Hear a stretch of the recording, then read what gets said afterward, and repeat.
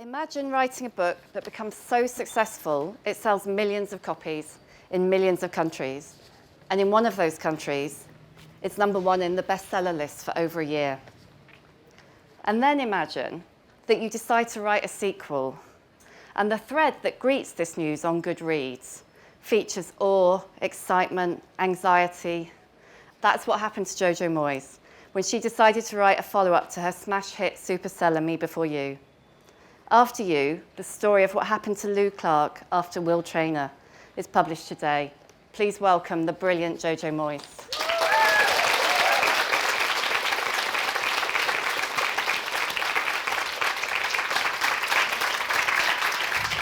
What made you decide to revisit Lou and Will? It was lots of things, really. Firstly, as Sam knows, being a writer herself, when you finish a book, usually you have a kind of edit process in which you fall totally out of love with your characters and start to hate the whole book. And then you move on to the next thing. And because of this strange, overwhelming response from readers to Lou, every day I've been answering emails and tweets and Facebook messages about her life and what she meant to people. And so she never really went away. She never had that chance to disappear. And then I got asked to write the screenplay for the movie. And again, it meant that every day I was asking myself the question, well, what would Lou do now? And what should she do? And finally, I let myself ask myself the same question and woke up kind of 5:30 one morning and thought, oh, hang on, what if that happened? And I'm not going to tell you what that is, because hopefully you haven't read the book yet. Yeah. You're very quick readers if you already have. Yeah. I mean, obviously, Me Before You is one of those books. It's become a book which is a phenomenon. How does it feel when a book really stops being yours in that way? Bloody marvellous. Yeah, I'm not going to lie. You know, I wrote 8 books that sold next to nothing before Me Before You came along. And it is weird, because I don't think I felt that way about it until about 2 years in. And then a friend of mine said to me, you've written one of those books. And as soon as he said that, I kind of understood what those books were. And yeah, it's the only book that, you know, people talk to me about. It's one of those things where finally you meet somebody at a party and they ask you what you do, and you say, oh, I write books. And they say, oh, would I have heard of you? And I go, oh, no, I wrote a book called Me Before You. And they go, oh, I love that book, or my mum loved that book, or my grandma loved that book, or yeah. And I still haven't seen anybody reading it in public, though. Everybody Which is so annoying, because I do want to be that very uncool person and go, are you enjoying it? I think you're also the only person in London who hasn't seen a Tube poster for After You today. After You feels, in many ways, quite a bit darker than Me Before You. I mean, it has, you know, Lou has a fair amount of sex. Yeah, she has a bit of sex. Bit of sex. There's some. No spoilers. I'm sorry, I had to give her some sex. She Yeah, wrote a whole book without any. Lou needed a break. It's quite good sex, I've got to say. And since we're on the sex, Yeah. how do you find writing sex scenes? I hate writing sex scenes. It's so hard. Oh. You did that to yourself. I did that to myself. I realised as soon as I said it. It's really difficult. It's really difficult because you either sound like sub-Barbara Cartland, you know, full of thrusting manhoods, or you say penis. Or like Morrissey. What was that? I'm not quoting Morrissey on film. A bulbous salutation. Yeah. I was not going to go the route of the bulbous salutation. But sorry, this is pre-watershed. I'm ahead of you. Right. But yeah, can I say penis?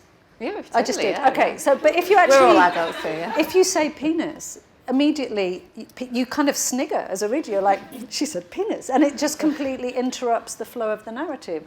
So it's really hard to do it in a way that doesn't either make people feel it's a biology textbook or kind of take them out of the story.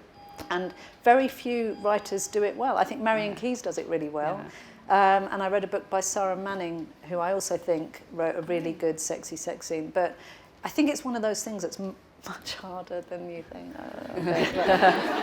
It's really difficult. It's difficult, thank you, yes. Yeah. I feel like this is, every book I get a tiny bit sexier. Well, not me, but the book gets a bit I get sexier. I'm like Jackie Collins, you know. But I just, I'm trying. But the other problem is, if you live in a small town, is that everybody assumes that whatever you write about sex is something you've just done. So, you It's you not get just your the mum you have to contend the with. school Yeah. round, the school mum pick up where everyone kind of goes, yeah, Yeah. okay. So, which explains why there's no sex at all in Me Before You. So as well as Lou having some quite nice sex in After You, there's drugs and, I mean, revenge porn, for want of a better way of putting it, really. Was it an intentional move to make After You just a bit darker? No, I didn't sort of set out to write a darker book, and I did try and alleviate some of the darker bits with humour. But the more I thought about it, I thought you have to be kind of true to your characters, and I didn't believe that Lou would be able to walk away from that situation unscathed. I thought even if she did disappear to Paris initially with a kind of sense of excitement, I think if you were with somebody you loved when they ended their life deliberately, it would be a kind of phenomenally difficult thing to get over, because also Lou is a sensitive character. She's not someone who breezes through life anyway. So the idea that she would somehow just move on and thanks, Will, the more I thought about it, it just seemed unlikely. And so I felt that she had to go through her own process to actually accept Will's legacy and move on. But it was not going to be a straightforward process and required other people in the mix. Yeah. At one point in the book, Lou finds herself taking responsibility for a teenager.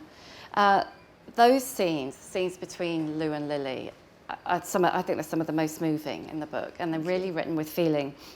Tell me a bit about that character, if you can, without being too specific. Okay.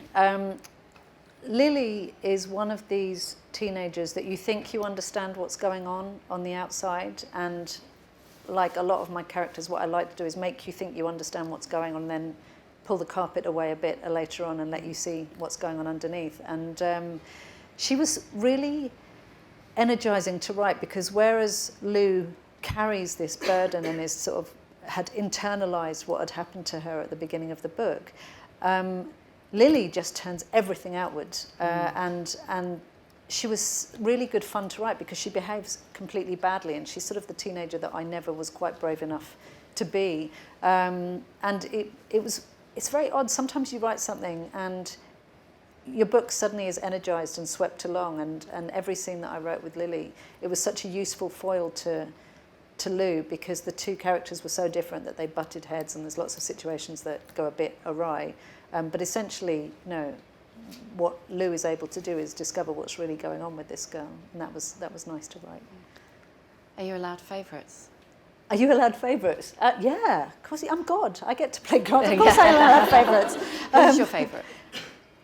Oh, Lou. I love Lou because the more I've spent time with her, and God, that sounds pretentious. I know she's an imaginary person. I'm just, She's not. But she's real.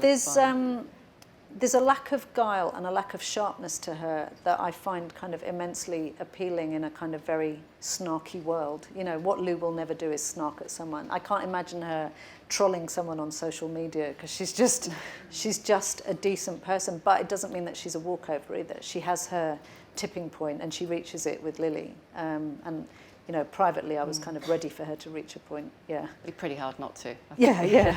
Well, anyone who's lived with a teenager knows there is always a tipping point. Yeah.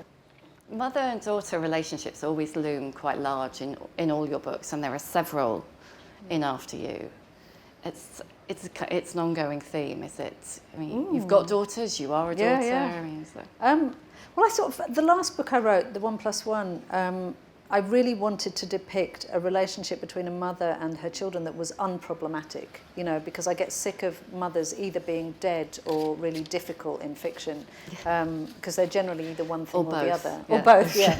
And so I really wanted to write something that was just entirely about a situation where the mother and the child were not the problem. What was going on outside the family was the problem. And it reflected, I thought, what I saw around me, which is mostly children and mothers actually getting on pretty well. Everybody has their moments, but for the most part, it's a kind of pretty good relationship, which is not what you see reflected in culture. I want to talk to you a bit about women's stories, because we read a lot, and we talk a lot, actually, about the way women's stories are portrayed in media, in books, but particularly in films.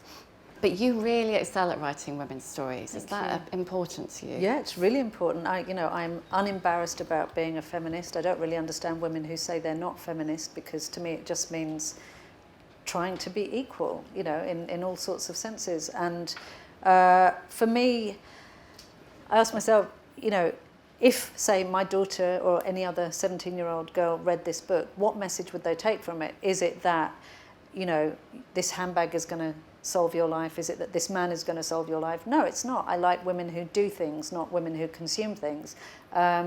And I guess in terms of how I portray women, I ask myself, without wanting to sound kind of really pious about it, is it good?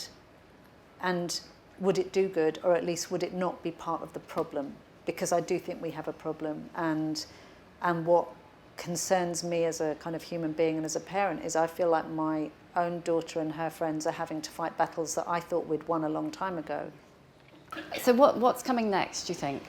I'm off to America for 2 weeks on Sunday to do a book tour there, and then I'm back for a couple of days and doing the Cheltenham Festival, if anybody wants to come up there.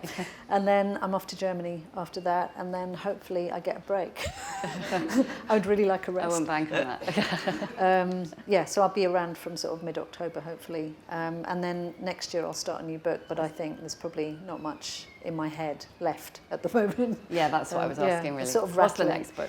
No, well, actually, I'm just tidying up a couple of film scripts that I've adapted The 1+1, and I've adapted a book called Paris for One, a little novella to film length, and I'm waiting to hear on a couple of other things, which will take me up to the end of this year. Get me. But most days I look like a sad horse because I'm quite tired. Yeah. On that note, a really big thank you to Jojo. That was Thank amazing. you. Thank you.